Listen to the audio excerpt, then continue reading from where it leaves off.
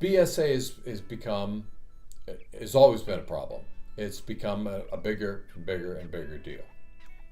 You have to look at the big picture always with BSA. And in the seminar, we talk about that a lot, because the reality is, how do you make BSA less of a drain? It's always going to be a drain. How do you minimize it? We talked a lot about that in the session, because you want to keep the costs down for the bank. At the same time, you want to make sure that you're doing enough to catch things and you're doing enough not to be fined. The only thing you can do with BSA is avoid fines, and that's the only thing you can accomplish with it. It can never make you money. It is an expense, like a lot of compliance, frankly, but it is an expense that you cannot recoup.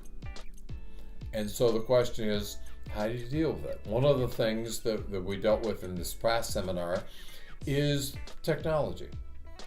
No one wants to spend $1 gazillion on technology, but the reality is technology replaces a brain which is fallible, and a brain which will want to go on vacation, might get sick, whatever happens. The machine doesn't.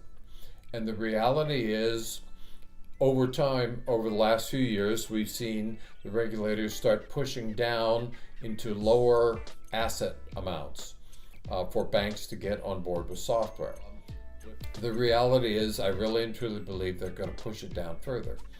And frankly, the banks, even the smaller banks that have decided to go with software, have discovered it speeds things up. I have a client bank, it's about $500 million. And yes, they spent some significant money on their software, but they're also saving a half person a year. And with the amount that we have to do and the technology that is out there these days, it makes sense to do it, probably, even in a smaller bank. Again, it is not a revenue source, it's a revenue drain.